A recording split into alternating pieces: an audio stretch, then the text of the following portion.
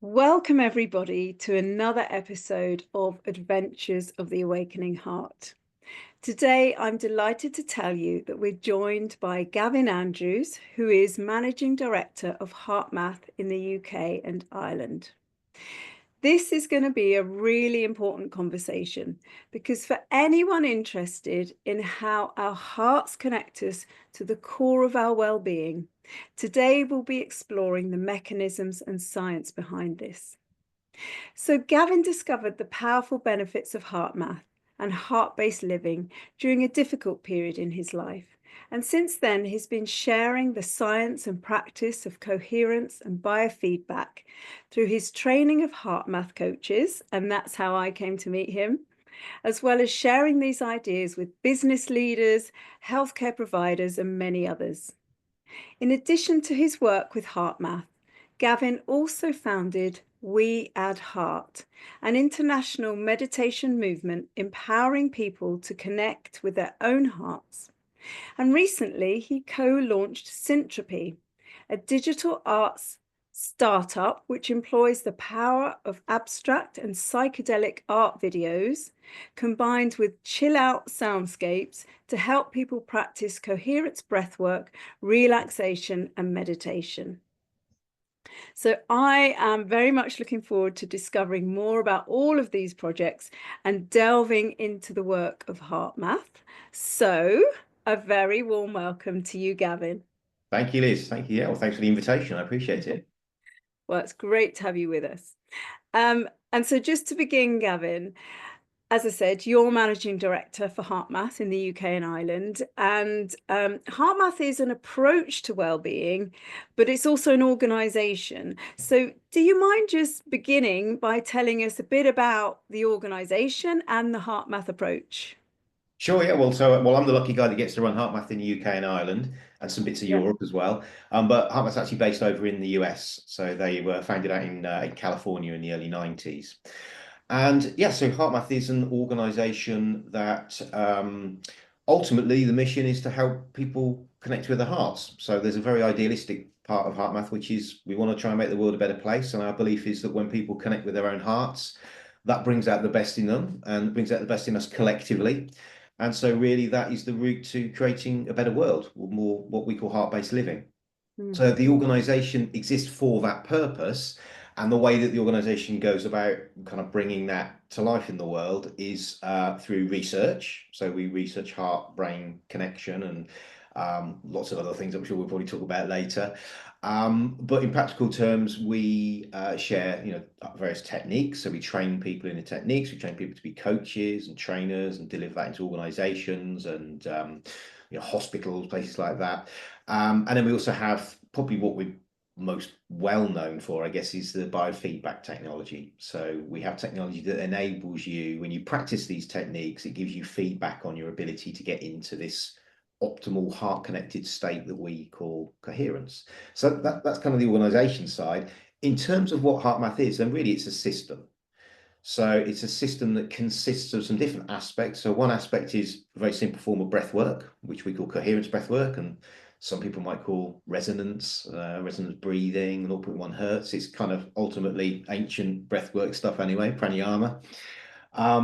There's an aspect which is about connecting to your heart. And by that, I mean building a sort of interoceptive or somatic awareness of your physical heart. That's part of it, but also more metaphorically or spiritually connecting to the heart of who you really are. So, through that practice of reflection, who am I? What should I do with my life? All of that type of thing. There's an aspect then that's about self-regulation. So initially through the breathing, regulation of the physiology, but then also recognizing that we have some choice around our emotions. So building some regulation of your ability to choose which types of emotions you'd like to feel more of and which you'd like to feel less of as well.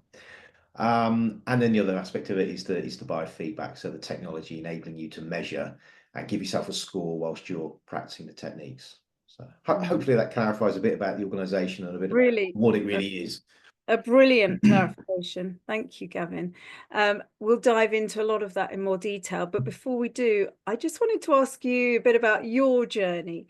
So what is it that's led you and meant that you've ended up working for HeartMath. What's been your path towards that? Well, the long version, we'd be here forever. So the very short version is I found heart math when I really needed it, or maybe it found me. I don't know. I hear lots of people say similar things, that they stumble across it when they need it most. My original background was in the media, and I'd spent most of my career in the kind of corporate world in the media, commercial side of things. Um, and during that period, something happened to me, which was that I lost the person I love. I lost my wife, my first wife. I lost her to breast cancer, and it Mm, was one of those life experiences that just caused me to kind of question, everything. What's important? It was one of those kind of crucible moments that is obviously very traumatic, but actually in mm, another way wakes you up. So I found myself questioning everything about myself and the world, and yeah, short story. I left the world of media behind. I just couldn't work in it anymore. I went and did an MBA, Masters in Business. And when I was doing that, I got really interested in leadership, but mm, actually self-leadership, not just, leading big corporations or mm. whatever. More that question of like, how do you lead yourself? Yeah. And the big questions were like, who am I? Mm, What's important to me? What are my values and my motivations and all of that? And I realized at that time I didn't know. I didn't really know who I was. And I just sort of fallen into, the programs and the traps that many of us do without really even asking the questions.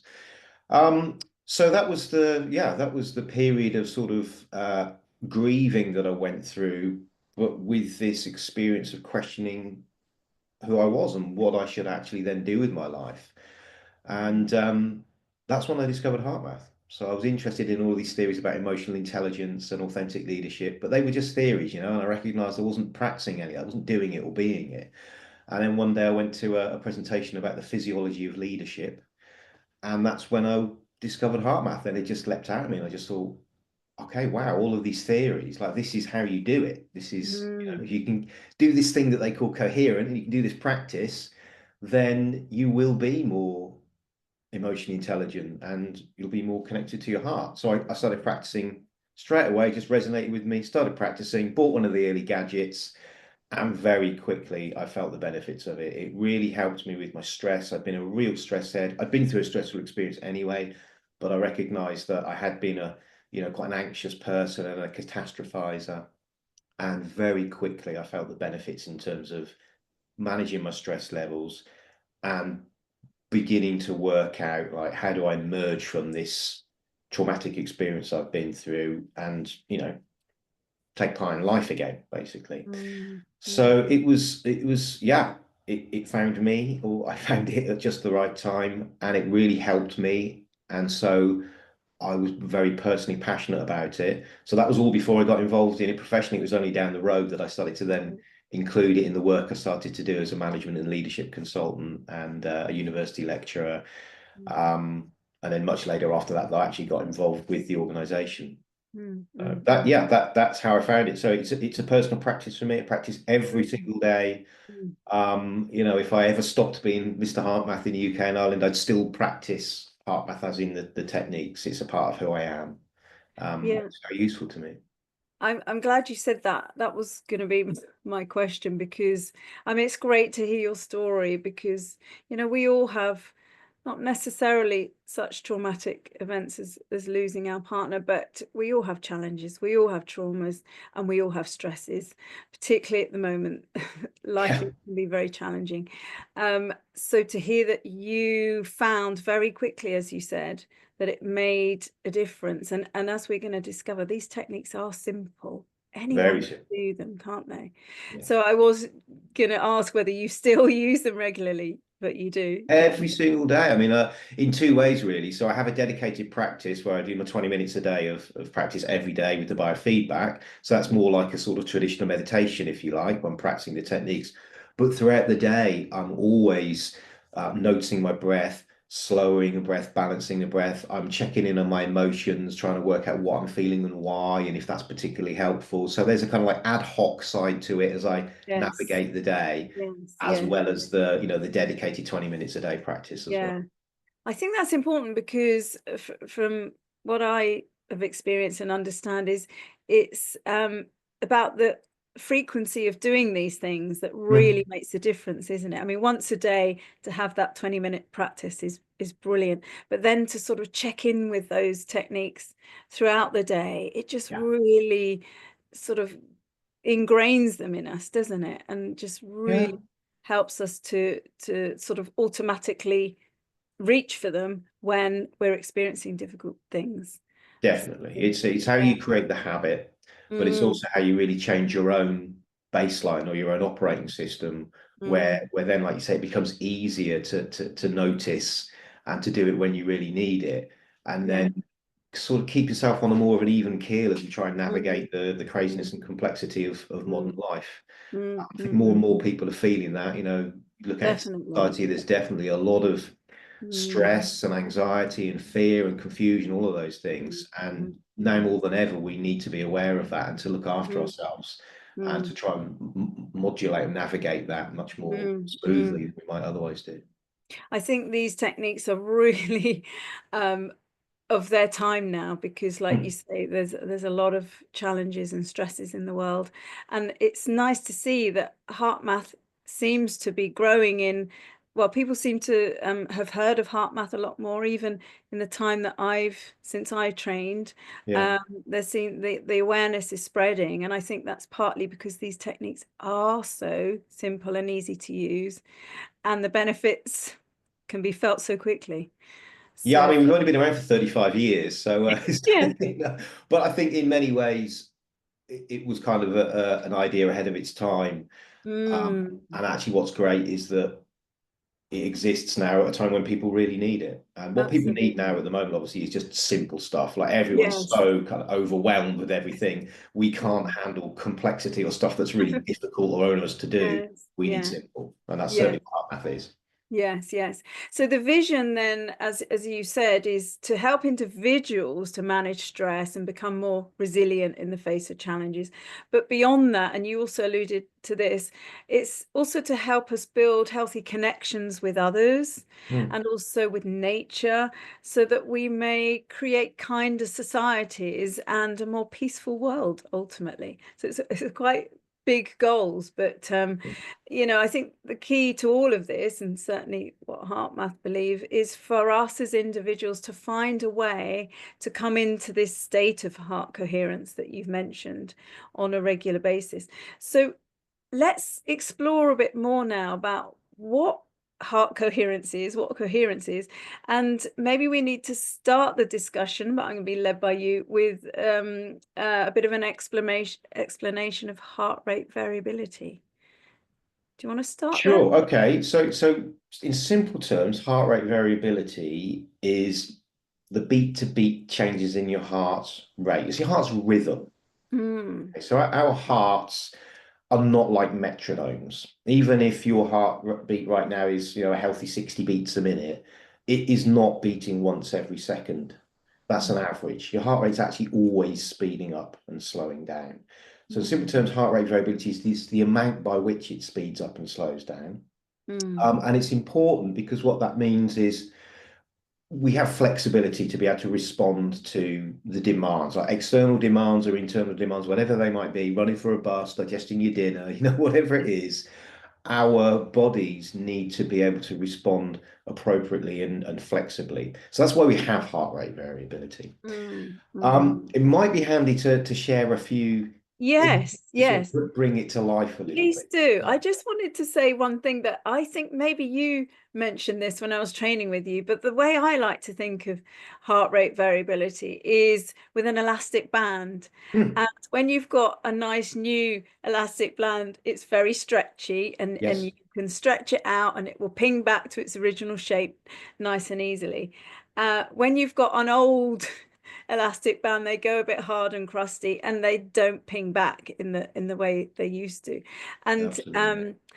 this analogy is quite useful for us because everything about our health is about being able to adapt to whatever situation we're faced with and to be flexible in that. And so it is quite helpful to think of that elastic band. When we're healthy, then we can ping back Yep. after the stress has passed or whatever. We can come back to our original state very easily. Yeah. When things aren't so good, then it's not so easy to find our sort of center ground in the same way. Absolutely. Um, so yeah, Yeah. just So it's about that flexibility, not the yes, rigidity. yes, yes, yes, yes. Yes, so please share whatever Yeah, well, you. let me try and bring it to life a little Mm, bit then in terms of sort of what it is and how we might measure it. I've just got a few slides that might help.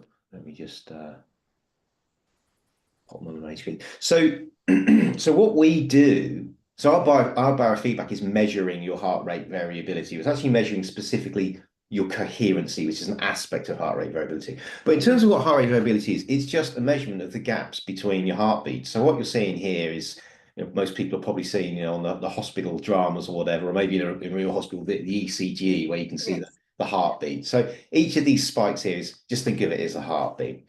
Mm, And your variability is basically a measure of the gaps between these heartbeats. So you can see here mm, there's 4 heartbeats, there's 3 gaps, and just mm, by eye we can see that the gaps are bigger. The gap here is bigger mm, than it is here.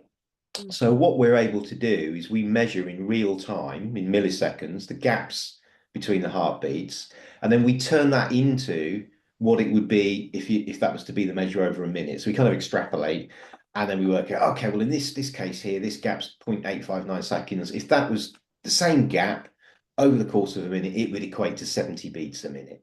mm, And mm. this one's 0.726 seconds. That would equate to 83 beats a minute. So we can see already here, there's a big difference. The variability between Yeah. this gap and this gap is actually 13 beats, the difference between Mm, 70 and 83. So that really is a way of thinking about what the variability is and how we measure it.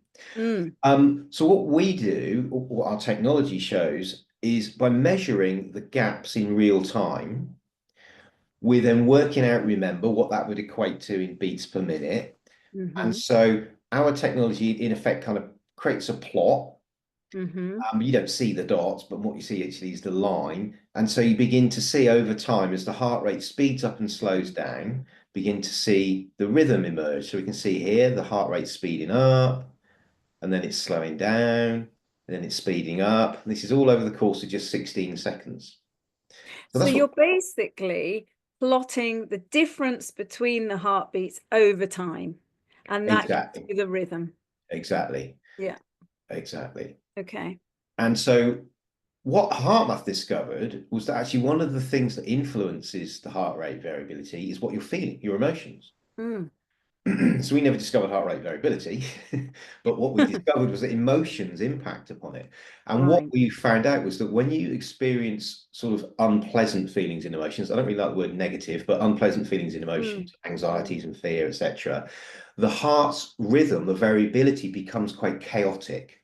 So it's sort of right. leaping around all over the place, which is what you're seeing here. Mm, mm, This is simply the heart rate speeding up and slowing down in an erratic way. mm, Now, what we also discovered is when you're feeling these more heart-connected emotions like love and care and compassion and gratitude, etc., the heart goes into a very different rhythm, where actually mm, what's happening then is it's progressively speeding up and slowing down.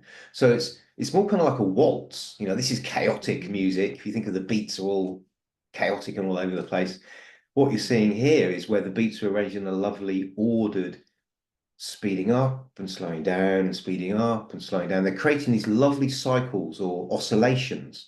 In mm, effect, it's a vibration. We vibrate. And mm. when we're stressed, we vibrate in this sort of chaotic way. We create this chaotic signal. And when we're experiencing these heartfelt feelings, care, etc., we vibrate coherently, as we call it. So that's So, important for a couple of reasons. Number one, the more mm, stressed you are, the more you've got this chaotic rhythm, if you like, mhm, which is mhm, going throughout the body and the brain. It's a reflection of what's happening in the autonomic nervous system. So over long periods of time, that's not great because you can just see from the pattern that's going to create wear and tear, literally going to mm, age us and damage us. Whereas if we're able to experience, a good percentage of pleasant, positive emotions, if we are able to engage in techniques that intentionally create this type of rhythm, there's much, much less wear and tear. And actually what we're doing when we're creating this type of rhythm is we're helping our bodies go into balance, into homeostasis, and therefore we're helping them to repair themselves, revitalize ourselves. So Mm. this happens based upon our emotions. Mm-hmm. The heart math perspective is that we have some control over our emotions. We can intentionally choose to feel, if we wish, feelings like appreciation and gratitude and love and care. And actually, we can create this type of pattern as well through our breathing. We can consciously control our breathing. So it's about those two things, really. Consciously control the breathing and be aware of your emotions and consciously choose your emotions, as opposed to just letting your emotions be the result of what's going on around. Mm. Can I just ask something there? So Mm. just to clarify then, so when we're in this good feeling state, let's say, then the heart is speeding up and slowing down in a regular pattern. Yeah. And that you're saying is good for us on a physiological level. It has benefits for our body in lots of ways. Mm. Um, but I wouldn't think you're saying that we should never feel these, I like to call them challenging emotions, because it's not a good idea to suppress our anger or our sadness or anything, is it? So No. how does that fit with this picture? Yeah, so it's a good point. Sometimes people say, "Oh, well, that's not good because you're trying to suppress feelings, and we should feel them." Well, absolutely, we should. What we're about actually is having an awareness of what you're feeling, and Mm. then working out, is this helpful or appropriate? What's the information here that's valuable for me? And also recognizing that, unfortunately, we can get stuck into sort of patterns of feelings and emotions, like anxiety or depression, which is not helpful, is not appropriate. So it's about recognizing that all emotions are fine. That's life. That's what it means to be human. We shouldn't suppress. I mean, I mentioned, I lost my first wife. It's appropriate to grieve. It's appropriate to grieve for, a period of time. But what's also healthy is to emerge from that. So Mm. grieving for the rest of my life would not be helpful or appropriate. Yeah. In the same way that it's just not helpful or appropriate to be anxious about life. There's a lot of crazy stuff going on in the world, but it doesn't serve any of us well to feel anxiety or fear constantly about things that we can't control. Yeah. So no, it's not about suppression. It's about building an awareness of, what is helpful, appropriate, and if it's appropriate to be feeling anxious or worried, feel it.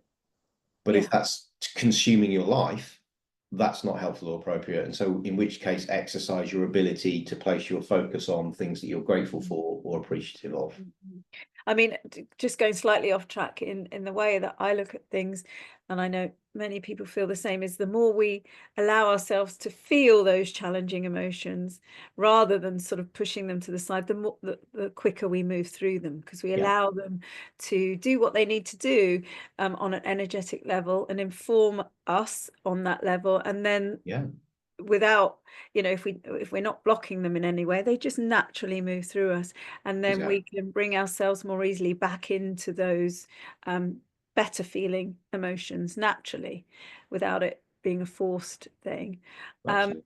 so this lovely regular pattern, is Mm. that what you would describe as coherent? I can see that Well, that's the written. measure. So no, coherence as the thing, the experience is way more than this. This Right. is just a measure. It's like a signature, if you like. We know Okay. that when you're in the state of coherence, the heart rhythms go into this lovely Mm. ordered, balanced, kind of oscillating sinusoidal waveform.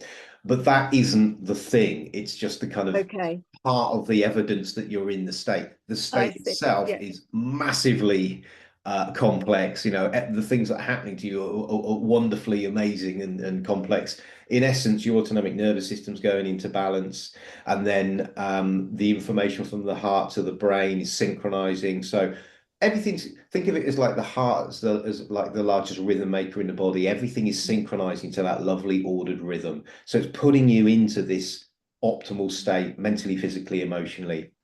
Mm. And that's why it's beneficial. But the measure of it can be obtained through the heart rhythm. I see. I see. So, yeah, that's a really important point, isn't it? So, the heart's electromagnetic field is the most powerful in the body. So when the heart's electromagnetic field is in this nice regular coherent pattern, that informs the other electromagnetic fields in the body, doesn't it? And sort of entrains them to come into sync with the heart. So it, the heart can bring us into coherence in a much greater way. Um, Mhm. that's what you're Yeah, saying, I mean it's right? electromagnetic. Yeah. It's also just until you think about the pulse Yes. wave that's being Yes. created. So kind of mechanically, you've got Mm-hmm. this ordered rhythm as well. Mm-hmm. Mm-hmm. Neurologically, in terms of the the information, particularly within the vagus nerve, that information then is also in this lovely ordered rhythm Right. as well. Yeah. So it's Yeah. lots of different forms of information that Yes. are going from the heart to the brain, from the the Yes. body, that are helping you to then go into this state of coherence. So sorry to interrupt you. I just quickly to really help people understand this. This just shows how important the heart is, isn't it? Yeah. In that it can bring us into that state, and if we can support our heart into getting into a coherent state, which we'll talk about, then that has such wide implications for us generally. Yes, and that's why it's so important to be able to do this, Yes. frequently throughout the day, because we want to minimize the wear and tear, the kind of chaotic Mm, rhythms that are created through the worries and the stresses and the anxieties. We want to try and minimize that because mm, it's damaging us. So yes. if we can build in this different state of coherence where everything's going into balance, that can only be good for us Mm, physiologically. Now, yes. there's another benefit as well, which is regards to the brain and the way that we are then able to think. So there are benefits Hmm. to our self-awareness and our self-regulation. Mm, When we're stressed, one of the things that happens is that we have this chaotic activity. The autonomic nervous system goes out of balance. The heart rhythms become chaotic. And so what that means then is that the brain is going to be part of that, going to be responding to all of that. And unfortunately, if we perceive that we're threatened, there's a stressor, then the stress centers in the brain are going to be more active, the bit that makes us really good at fighting, running away, or playing dead. mm, The bit that enables us to self-regulate or to engage in complex problem solving, to navigate these situations, that goes offline. mm, Most of the stresses that we have don't require us to fight, run away, or play dead. They require us to problem solve. yes.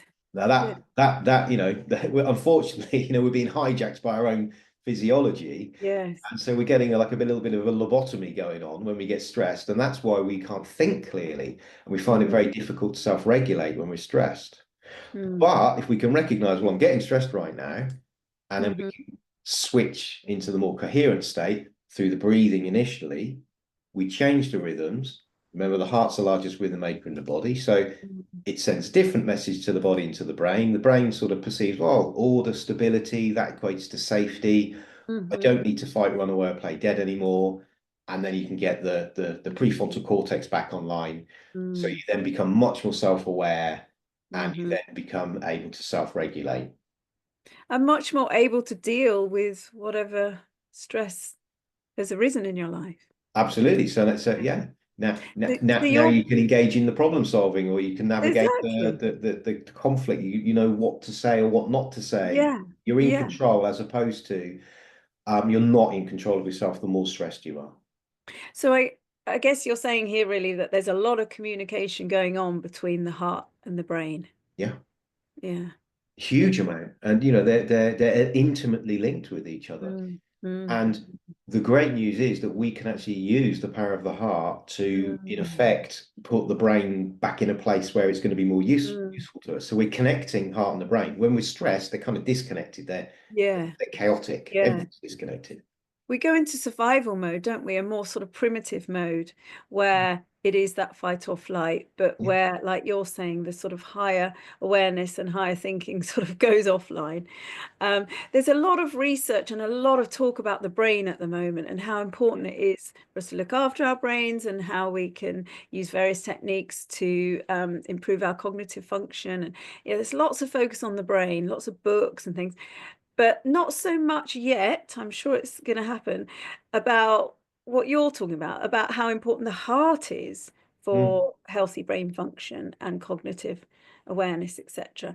So hopefully that's going to sort of grow in terms of people's understanding at this Yeah, well, I stage. think it is. There's more and more research, independent research out there that proves those benefits. I mean, look, humans are systems. It's not just Mm, we're just a brain that's controlling, this other fleshy mm, robot. We are a right. whole. This is a whole system that's made up of kind of, maybe some subsystems, but humans are a whole, not a parts. Yes. And yeah, so there's lots of research now that's showing the benefits of these types of techniques on the brain. So Mm, very briefly, Professor Moramather in University of Southern California has been doing research for some time now, showing that these coherence techniques benefit the structure and the function of the brain, and that they can measurably reduce the amount of the toxic proteins that the brain right. produces and increase the Right. amount of those toxic proteins that are cleared as well. The research Okay. also shows things like increases in the size of um, brain areas. So Right. the hippocampus, for example, that we know shrinks, Mm, hallmark of dementia and Alzheimer's. mm, So there is now real evidence, scientific evidence, that these types of techniques are also important for the yes. brain. Yeah, and at a time when we're increasingly worried about dementia Yeah. levels, Alzheimer's that seems to be growing so quickly, then this sort of research is so important, isn't it? Maybe we'll provide a link to that professor. Um, so we've talked a lot about how the heart connects us and regulates our rhythms within us as individuals. But I know HeartMath are also interested in what heart coherence can do to us when we're in communication and connection with other people. Um, do you want to talk a bit about that side of things? Because this is so fascinating. What coherence does when we're in community and connection with others. Yeah. So look, we know that when we get coherent, that there is the potential to synchronize with others, to Mm, entrain other people into our state of mm, coherency as well. So yeah, there's more and more research. I mean, people watching this, I'm sure, will be familiar with Peter Granger, and some of the work that he's been doing around this, which is just absolutely fascinating. mm, We synchronize with other people, and we generally synchronize with other people when we're feeling those heartfelt emotions, the care, the love, the appreciation, the gratitude, the compassion. There is something about that state that literally connects us energetically with others. So that's certainly a part of HeartMath's research and has been for a long time. Then there's other people like Peter and others who are researching mm, mm, HRV synchronization. Actually, there's a huge body of research around brain synchronization as well. So this is mm. this is not woo-woo science. This is No, this no. is almost mainstream stuff. Yes, But yeah. the practical Recent. perspective of all of this is we can influence other people Mm. positively if we are in a coherent state. So I'm not talking about manipulating people for No, nefarious reasons or anything like this. This is yeah. if you are connected to your heart, if you are coherent, you will have a positive impact on other people. Mm, I mean, they're just going to consciously, unconsciously, they're going to feel connected. They're going to feel that you're interested in them. They're going to feel mm, safe. They're going mm. to feel that what they see from you, what you say, what you do, your body language, everything, they're consciously, unconsciously, they're just going to know that you're real, you're being authentic. So Yeah, that's going yeah. to benefit the connection anyway. But our perspective is that that is also energetic, and that you've already Mm, mentioned the electromagnetic field. The mm, heart does emit an electromagnetic field. That is factual. I'm not talking hmm. about anything that's weird No, woo-woo here. yeah. Uh, what's more hypothetical is that our fields interact with each other. So that is Mm, certainly HeartMath's perspective, and is part of our research and other people's mm, research as well. But yeah, that's our belief, is that there is this energetic component to it, and when you're coherent, you are emitting a coherent electromagnetic field. mhm. And within physics, coherence signals can create coherence in otherwise chaotic systems. Mm, They can make those other chaotic systems also become coherent. yeah. Yes. Yes. So yeah, from the physics perspective, that's what we're talking about, is you become Yeah. a coherent system, you emit a coherent Yeah. signal, and that other systems, oscillating Mm, systems, can mm, entrain to that. mm. But I yeah, mean, back to the practical yeah. benefit of that. It's, that's how we benefit our relationships with others and our communication Mm, with others. mm, mm.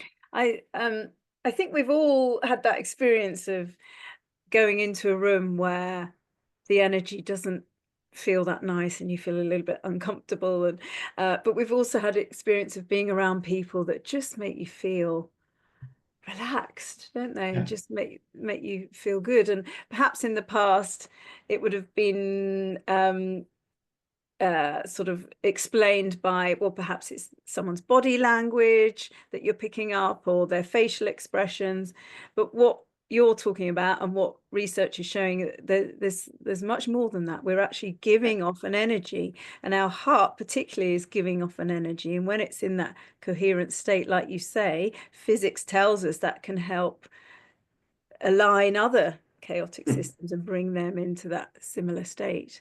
Yeah. The work of Peter, you mentioned, Peter Granger being one of the founders of the Awakening Heart Collective, is looking at how when we're in a heart coherent state, we can impact people that are many hundreds and thousands of miles away from us, which is quite mind-blowing to think about, suggesting that there's perhaps something going on a quantum level where distance has no relevance. Yeah. Um, I mean, it's all quite incredible, but as you say, this is so very practical and something we can use now to help improve relationships and connections with others. And one of the things I remember you talking about when I trained with you is the influence of animals. Mm. Being an animal lover, I just wondered if you could just briefly mention, because there were some experiments you talked about where people's pets had helped bring them into coherence. Am I right? Yeah, yeah. Well, this is sort of some of the fun early heart math experiments. Yeah. Um, Look, generally pets love their owners unconditionally. Yeah. And generally, people love their pets unconditionally as well. So it's actually very normal and natural that we have that type of relationship with our pets. And HeartMath's fun research was what one classic, a boy and his dog, wiring up a boy Josh with a dog that he loved, Mabel, and just showing that when they're together, their heart rhythms synchronize. Mm, So, we have the technology that can enable us to prove this now, but yeah. this is just natural and normal. When Yeah. we are with other people that we care about or other animals that we care about, Mm, synchronize. And mm, that is on the level of our heart rhythms. mm, Um, Lots of research shows on the level of brain waves as well. But there'll be, we're complex systems. There's all sorts of other energetic synchronizations and interactions going on as well. mm, yeah. Um, Yeah. and That's we a have lot. some control over that, because we have some Yes. choice around our emotions and what we place Yes. our focus on. We can then intentionally spend a bit of time feeling care, gratitude, appreciation, love. Mhm. And if we do that, then we've got a very good chance of literally synchronizing with the focus of Mm. care, appreciation, and love, whether that's a dog or a person. Yeah. So the emotions, focus on our emotions is important, but what other ways can we bring ourselves into that heart coherence state? Because it's also a lot about our breathing, isn't it? Do you want to talk a bit about that? Yeah, so that's the foundation, is the Mm, breathing. So mm, when you can't control anything else that's going on around you, mm, and you're anxious or worried or confused or whatever's going on, the one thing you can control is your breath. And mhm, that's incredibly important because the breath is incredibly powerful. mm, Once we are aware of that and that we have some control over our breath, we can use it to our advantage, even in very, very difficult, stressful mm, situations. mm. So the basics, so we'll just do a little practice together. It's called heart focused breathing. Yeah, let's do it. The basics are as follows. So all you do, first of all, is you bring your awareness, your attention down into the sort of heart area. Some people are good at placing their awareness in their bodies. Some people are less used to that. Just Mm. sometimes just literally putting the hand on the heart can be very helpful in terms of anchoring awareness there. So you just have your awareness, your attention in the heart. And then what you're doing is you're just imagining that your breath is flowing into and flowing out of the heart or the chest area. Now, that, it's impossible, obviously, for your breath to flow into and out of your heart. So we need to be careful that we're then not breathing too high up. So we also need to make sure our belly's nice and relaxed. Okay. And so what we're doing is, as we're breathing in, we're then noticing that our belly's expanding. As we're breathing out, we're noticing that it's contracting. And what we're going to try to do is pick up a nice, slow but comfortable pace. So for most people, a pace of around 5 seconds for the in breath and 5 seconds for the out breath will get most people a very high level of coherence. We are all a bit different. So for some people, optimal rate might be a bit faster or a bit slower. But that's the basic technique. So we're just going to imagine that the breath's flowing into the heart, breathe in for 5 seconds or so, whatever feels comfortable. And then just breathe out for the same amount of time, 5 seconds, 6 seconds, whatever feels most comfortable for you. And all the while just keeping the awareness or the focus in the heart or the chest sort of area.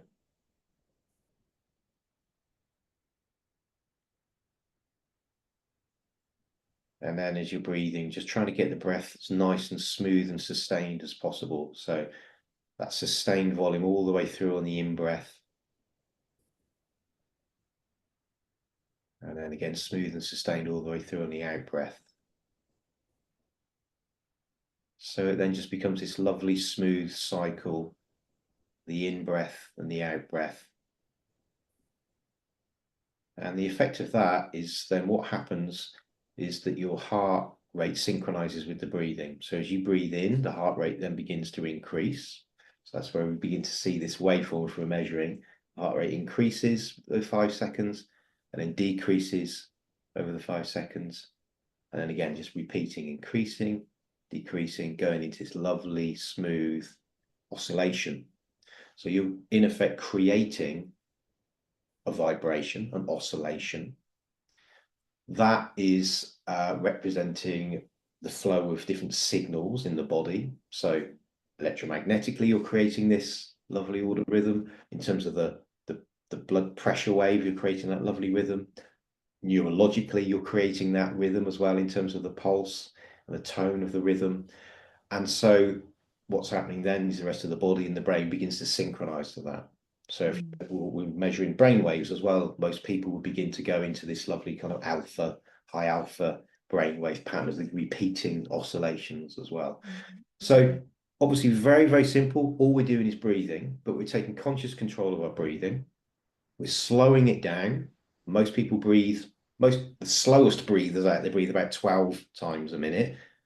Average person could be anywhere from 15 to 20. So generally people breathe rapidly and shallowly. What we're doing is we're slowing it right down to 6 breaths a minute, or if you're breathing slightly slow, like a 12-second cycle, 5 breaths a minute. Just slowing it significantly, and more importantly as well, we're balancing it as well. So we've got this, lovely rhythm between the in and the out. So slow, paced breathing, and that's then fundamentally shifting what the autonomic nervous system's doing, shifting all of those different signals and forms of information, and it's putting us into this optimal state called coherence.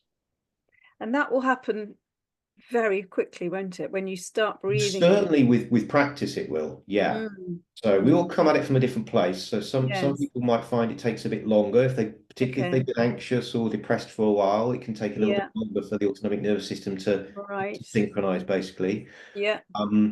But certainly with practice, Mm. literally within a breath, you can Mm. shift the Right. Right. And it feels so wonderful.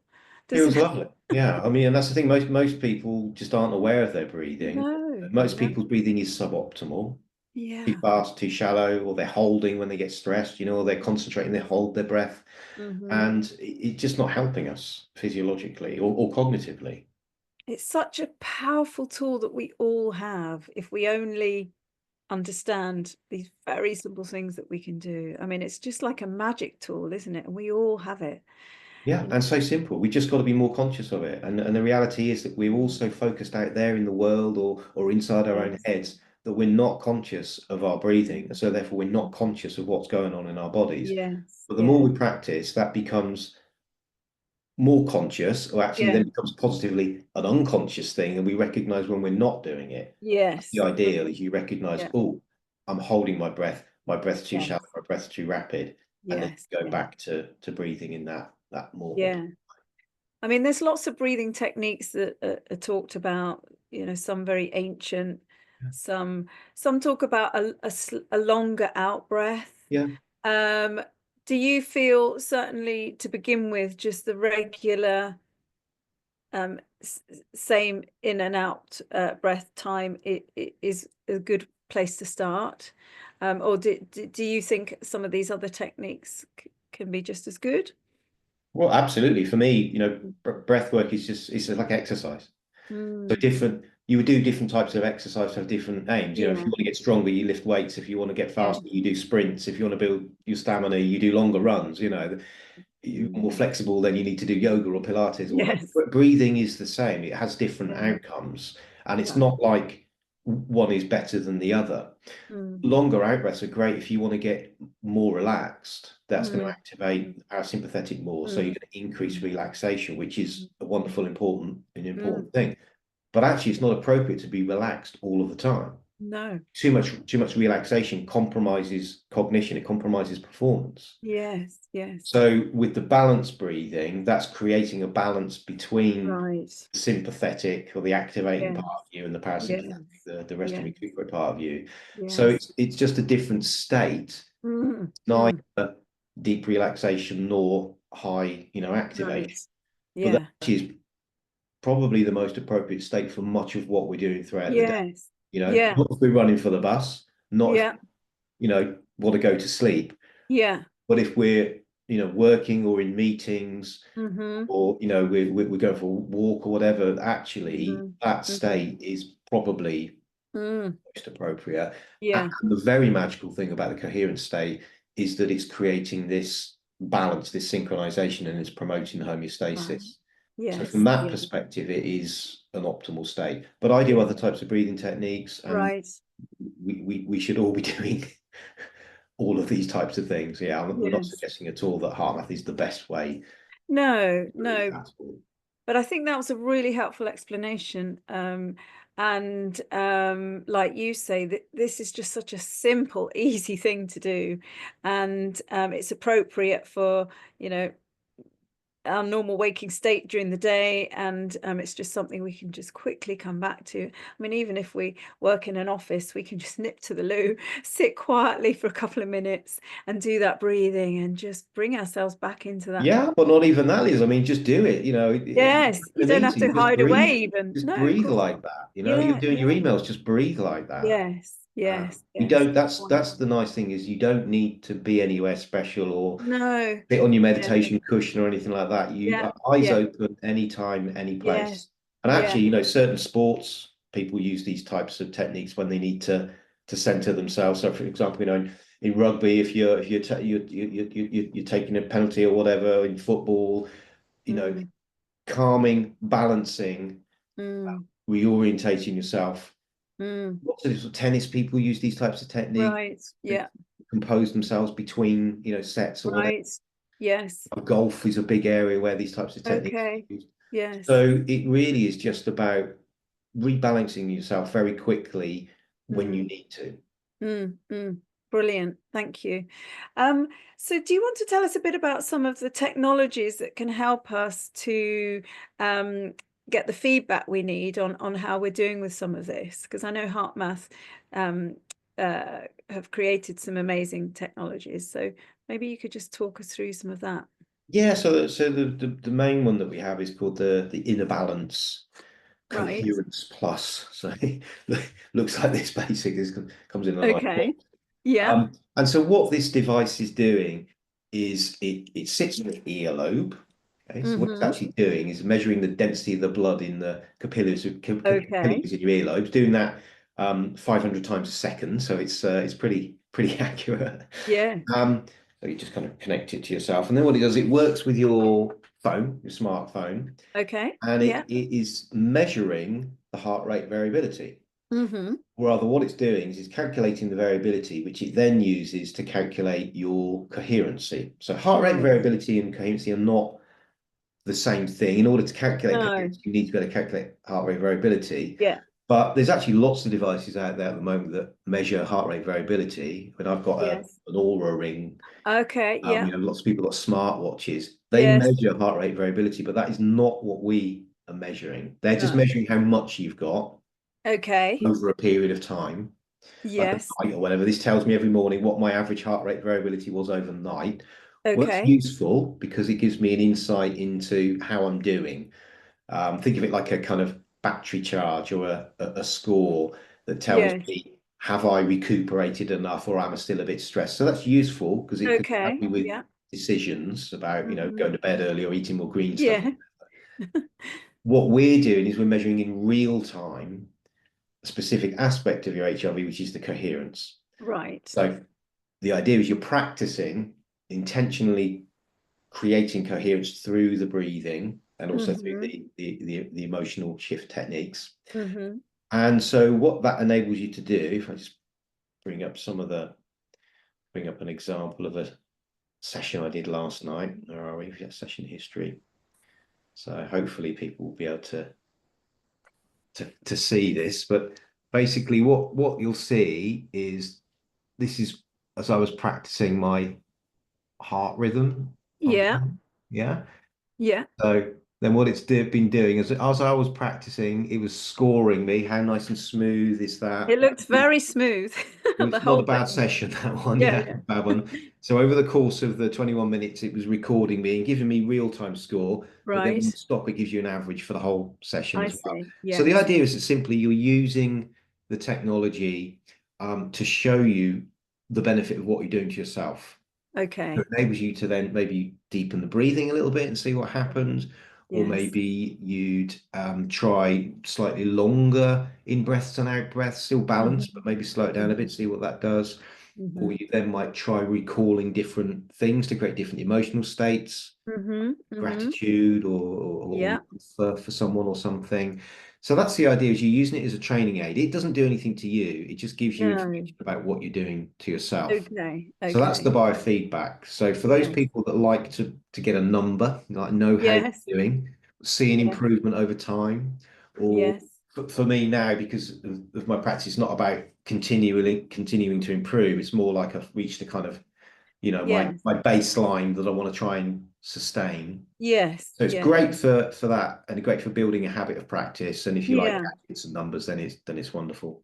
And also, like you say, for just sort of seeing what different emotions, how it affects it, or Yeah. different breathing, how it affects it, just to get that sort of information that's so useful that Yeah. you can then use later when you don't have the app handy. Yeah, we don't want to become reliant upon the technology. That's No, what it's about. no. It's not like you get stressed and root around in your bag to try and put Yeah. the sensor on.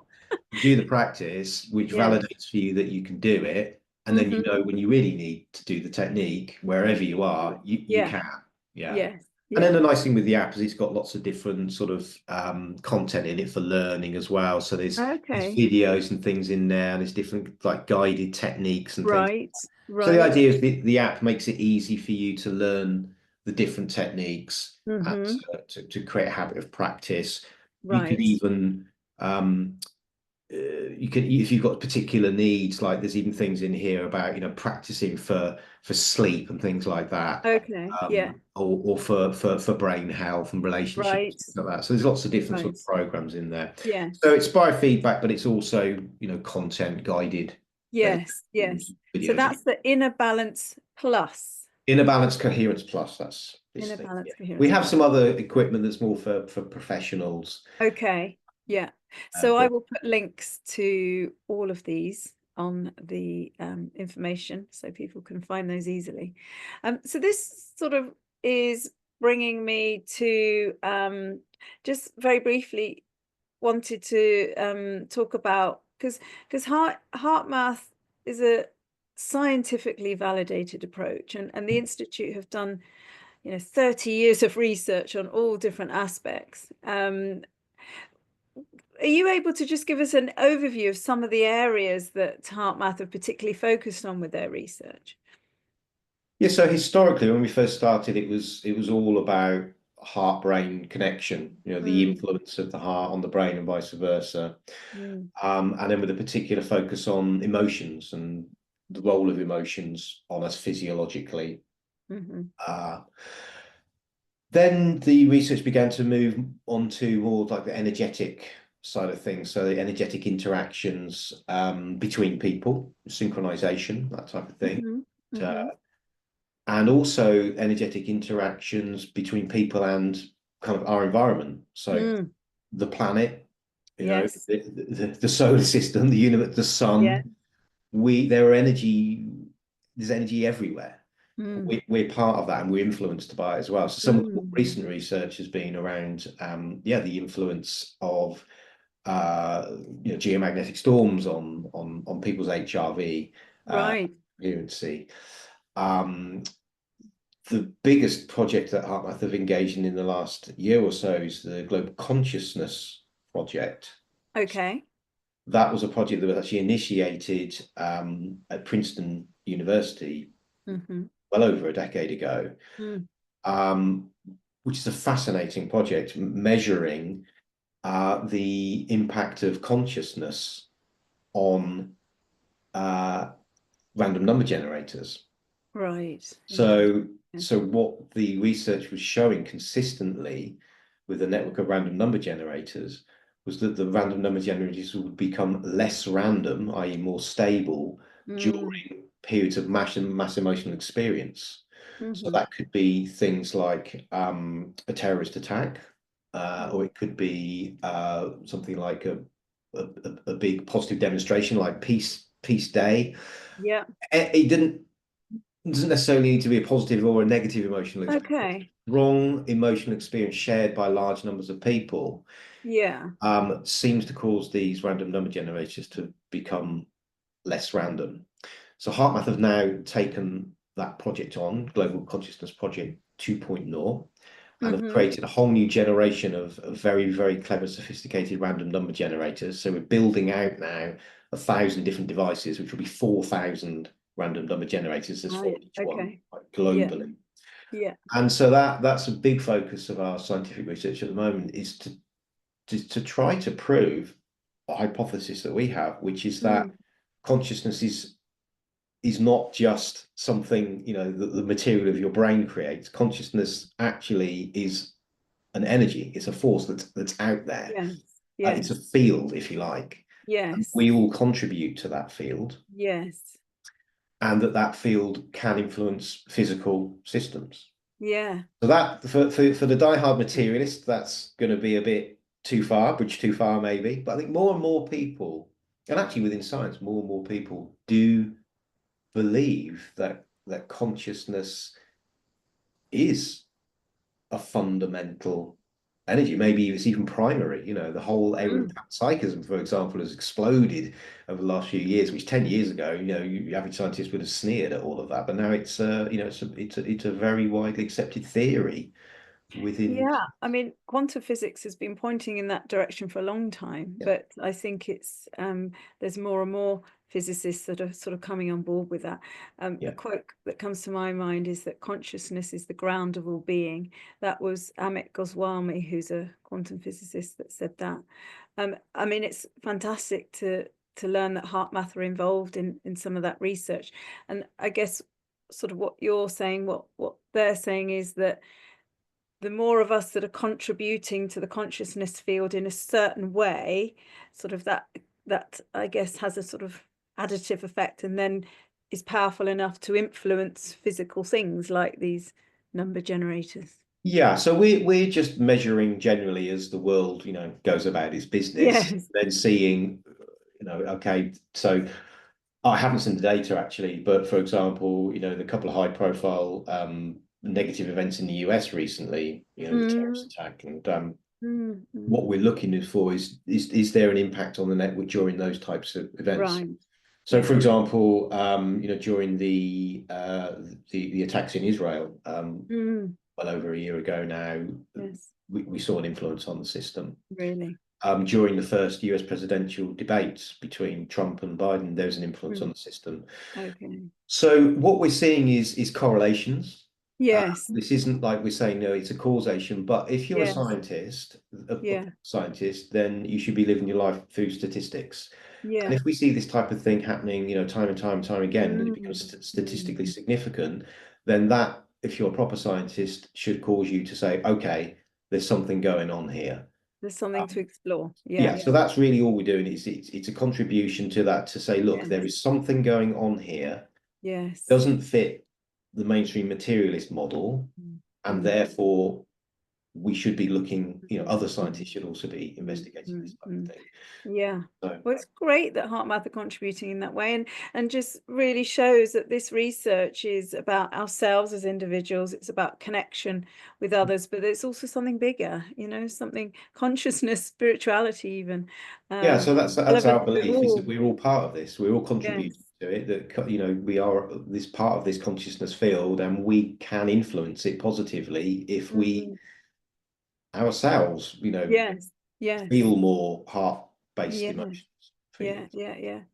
I will put a link to the HeartMath Research Institute library, which has all the different research projects that are going on. There's lots of details there. A lot of the papers can be downloaded. So anyone that's interested in finding out more about that research, I will give you Yeah, we're that link. still looking for people to take part actually. So you can even Oh, host a random right. number generator. So Okay. people can Yeah. go there to see And how to actually do get involved. Amazing.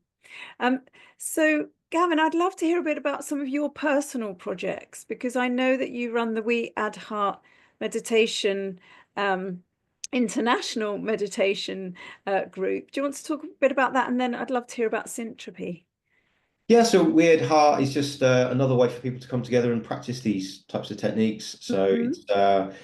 it's sort of a movement of lots of small groups of people who come together once a month, generally the last Wednesday of the month, Hmm. to do some simple heart math techniques. Okay. And what we're doing Run specifically together online. yeah, online. Yeah, it's free. Yes. So online, it's once a month. Okay. There's a website, weirdheart.com, where Yeah. you can find a group near you. It Right. doesn't need to be near you. You could join a group anywhere in the world. It doesn't matter. But Yes. the point of it is to help people connect with their own hearts, connect with the hearts of others, the people in the Zoom room. But then Yes. also we're sending our care and compassion, intentions Mm, for peace out into the world. mm, So mm. it's a nice thing to do. It's only Yeah. 35 minutes to enjoy the practice. So it does Yeah. you good. But also our belief is that there is a real benefit to the world, if you like, as well, Yes. because Yes. we're intentionally coming Mm, together, getting coherent, mm, sending out those positive intentions into the world. mm. And our belief is that that goes out into the field of consciousness Mm, and mm. has a Makes a difference. benefit. Yeah. Makes a difference, yeah, which we can't see or measure. No. Yeah. Um, so that's a belief, but yeah, that's what we're doing basically. And we Mm, by creating these little islands of coherence all around the world at the mm, same time. Our mm. perspective is that they sort of, those islands synchronize with each other and create a Yes. larger field of coherence Yes. that Yes. creates almost like a standing wave of Right. that coherence, positive intention, Yes. feelings of peace, etc. Yeah. That's Well, just so that's Weird Heart, something we do once a month. mhm. Anyone's welcome to join a group, and Okay. I will add the link. So tell us about Syntropy then. so Syntropy was born out of my love for art and also out of my um, love for finding different ways to practice these techniques. So, Yeah. technology's not for everyone, biofeedback's not for everyone. And I think that art and music are very powerful ways for people to experience Yeah. different emotions. And really that's why we enjoy art. It has an Mm, emotional impact. That's why we listen to music, it has an emotional impact. mm, mm, mm, And mm, so syntropy is abstract art, psychedelic art, we could call mm. it, Mhm. videos. So, Right. and with lovely chill out music. Mm-hmm. The idea is the art and the music makes it easy for you in order to Yes. practice techniques. So, Yes. there's three types of videos. There's ones that pace coherence, so Mm-hmm. the videos themselves expand and contract as beautiful Okay. shapes evolve. So you Yes. pace the breath with the visuals, but the Mm-hmm. music also has a coherent rhythm in time with the visuals. So you can use the music as well to pace the breathing. Mm-hmm. And then there's other types of videos which aren't intentionally pacing the breathing. You could do any type of breath work with them. Actually, they're Right. also sort of general meditation, Mm-hmm. more free form.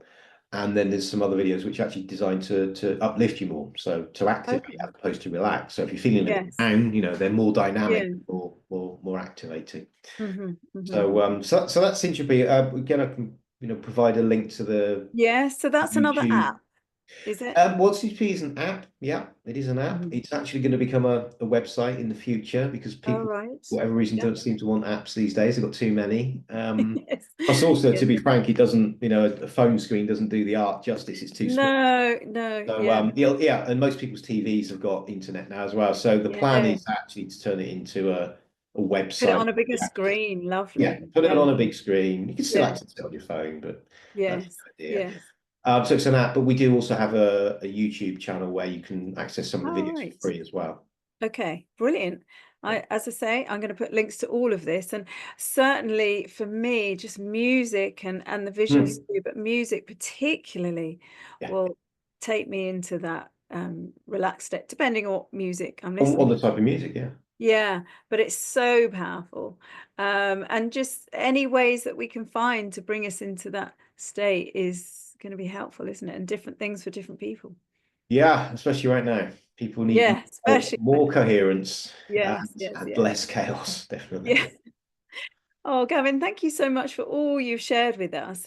And but just before we finish, is there another technique perhaps? Because we've done the heart coherent Just the heart breathing, focus breathing. Yeah, heart well, focused breathing. let's go to Something else. the next the simple foundation techniques, and we'll do a quick coherence. So what we'll do there is we'll bring in an emotional shift as well. Okay, brilliant. So Yeah. yeah, I'll just talk us all through. It's very simple. So again, you just get yourself sit nice and comfortably. Mhm, You can do these techniques eyes closed or eyes open, so mhm. doesn't matter.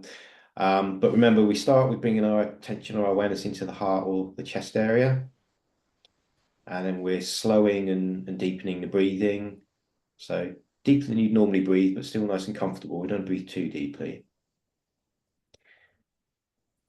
And then as we imagine that the breath's flowing in and flowing out of the heart, we're getting that nice, smooth, balanced rhythm. That's the 5 seconds in or the 6 seconds or whatever's comfortable for you. Just nice and smooth and balanced. Remembering to relax the belly.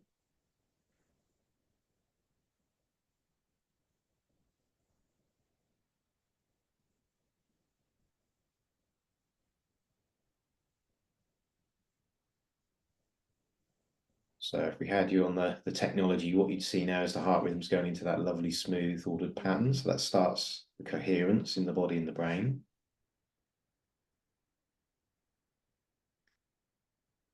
Um, what we'll do now is just invite you to recall someone or something for which you feel genuine care or appreciation or gratitude, love. It really doesn't matter what it is. It could be a person or a place or a memory or pet, nature, sunshine, really doesn't matter. This needs to be real. And so now that we've got that feeling of care or appreciation, gratitude, love for somebody or something, we're just going to feel that feeling and breathe the feeling in and out with the breath. And just do that for a minute or so.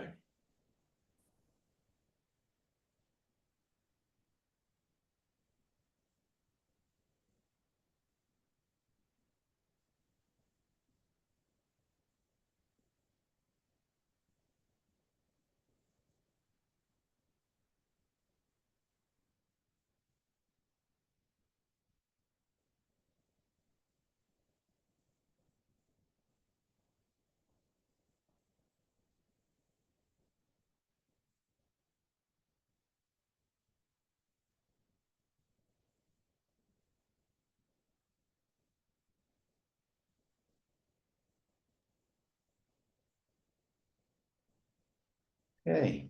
So not only does it feel nice to feel those feelings, obviously, but there's additional benefits. So when we connect with those types of emotions, there tends to be a hormonal benefit. So we Mhm, would be releasing more DHEA, which is a vitality hormone. So mhm, that's certainly very beneficial in terms of revitalizing us. mm, If you were really connected to some feelings like care or love, there's probably a good chance you're also releasing oxytocin, mhm, which is very useful to have in the system. It actually helps us, buffer the stress response, so feel stress less mhm, easily if we've got oxytocin in the system. mhm, And for many people as well, when they connect with that pleasant, positive feeling, it increases the level of coherence as well. So it's one of the things that you can see when you use the biofeedback. mm, The breathing will get you to a high level of mm. coherence, but actually, when you bring in the emotion, that Right. level increases even further. So there's something about the emotion that it means that there's a system we kind of resonate even Yes. more higher frequency, if you like. Yes. If Yes. you don't fully understand why, but that's what's happening. Is most Mm. people report much higher levels of coherence when they're connecting with Right. the feeling. Right. So simple and yet So so simple. powerful. Yeah, Like you just got to say, make it's not just, space, minute a day yeah, to here and there to do that. yeah. It's not just about feeling good, which is amazing, but it's having real and powerful physiological benefits in Yeah, the moment that if we do this every day and, just 5, 10 minutes a day, will, you know, in the long term improve our health, yeah. improve our cognitive awareness, improve so much. Um, so that's wonderful. Thank you for sharing those two very simple techniques. And thank you for sharing all the other information. There's lots of things we've discussed, lots of links to add, which I'll do. Thank you also for sharing your personal story because I think that's just brought it alive for us to hear how you've come on this journey and how it's benefited you. So that's been fantastic. So thank you, Gavin. I really appreciate your time. I know you're very busy. Um, and yeah, thank you to you for watching. I hope you're feeling inspired by all of that. I'm sure you are, and I hope it will encourage you to practice some of these very simple techniques. Don't forget to check out the HeartMath website, also Gavin's other websites. I'll put all of the links below. And so, yeah, thank you for your attention, and I look forward to connecting with you again soon. Bye for now. Thank you, Liz. I appreciate the invitation. Thank you.